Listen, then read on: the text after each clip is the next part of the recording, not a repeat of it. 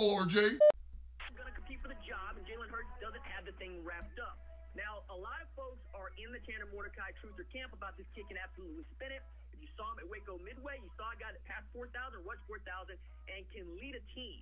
Now, Jalen Hurts also has a national title ring and was the SEC Offensive Player of the Year as a freshman, and absolutely came here to be the starting quarterback. So nobody really believes that Jalen Hurts is not going to be the starter come week one, kind of like the whole Kyler Austin Kendall thing last year. Yeah, because that was a close battle last year, right down to the wire. Let me ask you this, RJ. You've been great covering Jalen Hurts since he arrived in Norman, and speculating beforehand. You were right on in a lot of those cases, and really all of them. Have you gone back and watched that national championship game when he was a freshman at Clemson? Have you gone back and watched it? No, I actually have not. You forget. He's the reason why these cats won. No, don't get me wrong. Their defense played pretty well. The Clemson had him down, and this dude played out of his mind, hitting some throws, doing some things with his legs. Well, we saw that with the Georgia game, the SEC championship, right? Because that's the most recent iteration of him doing that. I'm talking about Jalen Hurts as a freshman winning a national title. Oh, okay. Yeah, well, I'm just talking about the dude and what he's able to do against these teams that got him down. No question. So, I think you're right there. I wanted to hit you with this, though, because I listen to the show. I'm a fan of the show. I like it when you guys come on, talk about my alma mater. Look, man, I don't think they really care. Look, $25 million deficit in 2018, all right? You paid Stead up in $1.2 million on the way out. You had Derek Gregg, Philip Montgomery, and Frank Haith all take pay cuts. You're pushing out money to medical industries. You hired Jerry Clancy to help you out in that front. Now, I get energy prices, and I get that I'm no longer in school, but if it was a priority, it would be a priority. They cut 43 staff positions in 2017. They go from making $134 million to having a deficit of 25 and going into the 2018 fiscal year. And now we're talking about, well, you need an indoor facility. Well, everybody's needed an indoor facility. The Case Complex exists.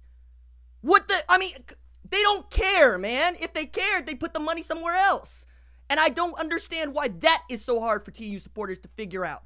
I'm an alumnus, right? I got a vested interest in this. They got my money. Your money. And so when you get into this sometimes, and listen, RJ, you got some skin in the game, and you understand how this works.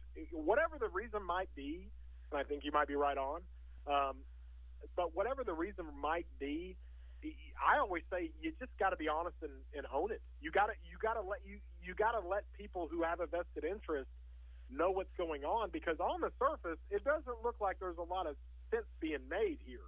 Now there's other issues that I get it, and hey, if it is a situation where your administration takes over from a previous administration and there's a lot of things you got to clean up, just be honest and own it. No. That ain't TU's bag, dog. That ain't TU's bag. That ain't what they do. Okay? We got to go through open rec. We can't use open records to find out what Philip Montgomery's getting paid. We got to find out about it from the Frontier, which, by the way, does outstanding work. If you guys don't donate, I would encourage you to. It's a really great website. Dylan Goforth was actually just on the phone with me talking about this. Look, okay. I think, for real, I know, huge booster, right? I say booster, supporter. And Jerry, also, king among men when we're talking about TU. I just see what they put their money into, and I draw my conclusions. Because where have the new facilities been built? Yeah, you can't argue. Yes, you're right. Yes, 100%. So, I don't know why people were blasting you or Bill. Because, I'm the first person to fight. I got my Steve Hansen jersey on right now. But on this front, I just want everybody to call it like it is. Not how you see it, how it is. All right? You're talking about the Mabee Center. I was going to school in that thing, man. I know what it looks like. I know it's garbage. You tried being a cheerleader in there. You tried going past the... Look, if you don't care about athletics, get rid of athletics. And I know that's not going to happen. But don't pretend to me that you care about athletics and then tell your three major figures at the University of Tulsa to take pay cut. But if that's not who you are, then don't tell me that's who you are. Right. And there's so many. If you get into the situation of dropping football or any athletics at the University of Tulsa, there are tens and tens of millions of dollars you would have to pay back to the conference. You just can't do that. I mean, it's not going to happen. So go use that money that you're getting to either put it into athletics, and don't tell me about how you had to cut 43 people from a job and you're going to match people with retirement while you paid Stead up in $1.2 million to leave. Yeah. You know, I mean, we're talking about Montgomery was making 1.4 before the pay cut. You know, I mean, come on now. I'm just saying that if your priorities are that screwed up, my issue is not with the people that support the University of Tulsa. You also got to keep in mind the pay cut Monty or the pay cut he took was in response to, we're going to cut your budget. Keep in mind it's a budget that has not been increased, operating budget at the University of Tulsa in a very, very, very long time. While other schools, obviously, on the football departments, especially in the American Conference, it's a legit conference. They are increasing their budgets every year over year.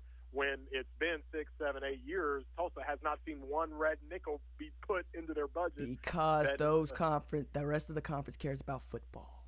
Right. The University of Tulsa does not care about football. So OU's defense.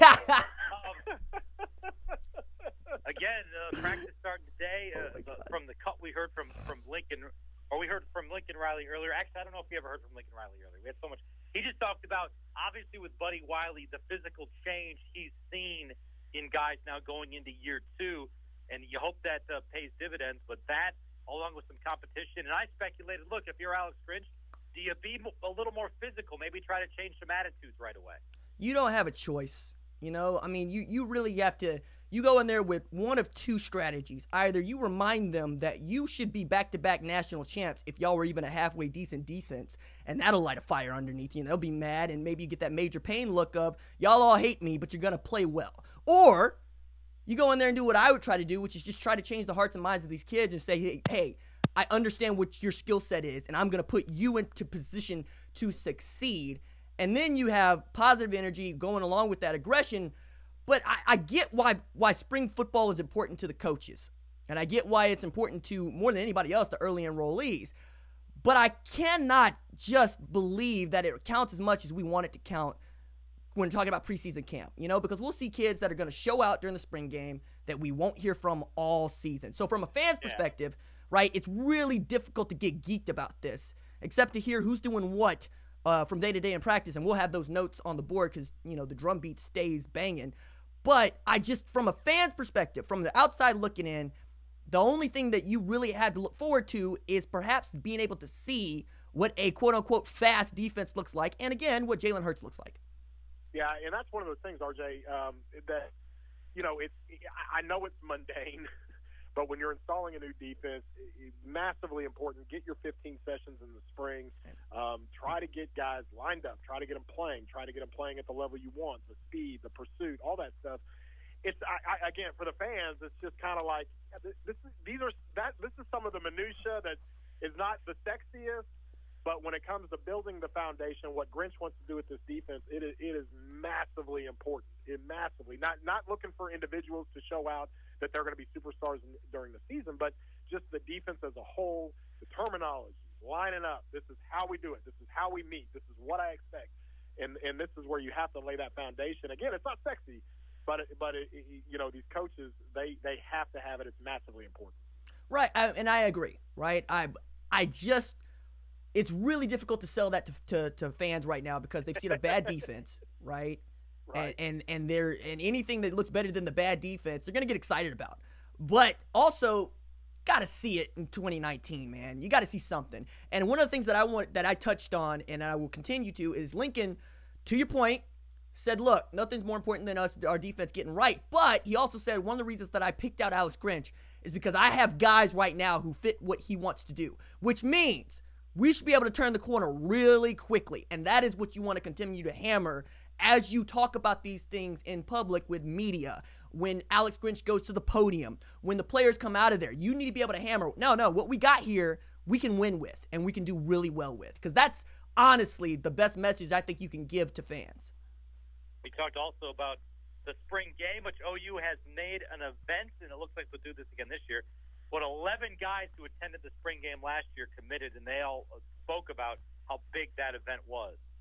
Right, and the fact that it's going to be bigger this year than it was last year, that's massive. Like, I can't underscore how big a deal that is, because that potentially, again, is your biggest recruiting weekend of the entire year, which is just bonkers to think about, because we were only allowed to do this for the first time last year.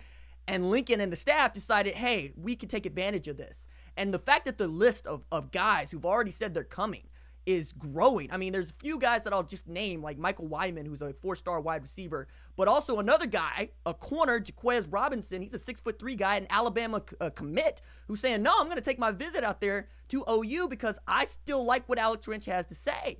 So if you can perhaps get that dude even on campus, you get other guys on campus like Keely Ringo, Jacoby Covington, or Damian Sellers. My goodness, all of a sudden it's star-studded, and somebody's going to flip a switch somewhere. So, yes, be very excited about that, and I believe Lincoln when he's talking about that.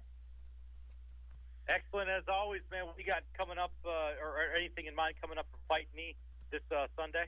Yeah, well, I kind of want to dig more into this TU thing because I'm sure that there's our audience wants to hear more about that. But I got some notes about the recruiting visits that are coming up. A couple of guys that are really interested in Oklahoma, a recent decommitment that you guys might have seen on Twitter, and we'll get into just what we can parse from Lincoln Riley's press conference yesterday. Awesome stuff. You got to get after a couple of people who might have an opinion on Kyler Murray, right? Come on.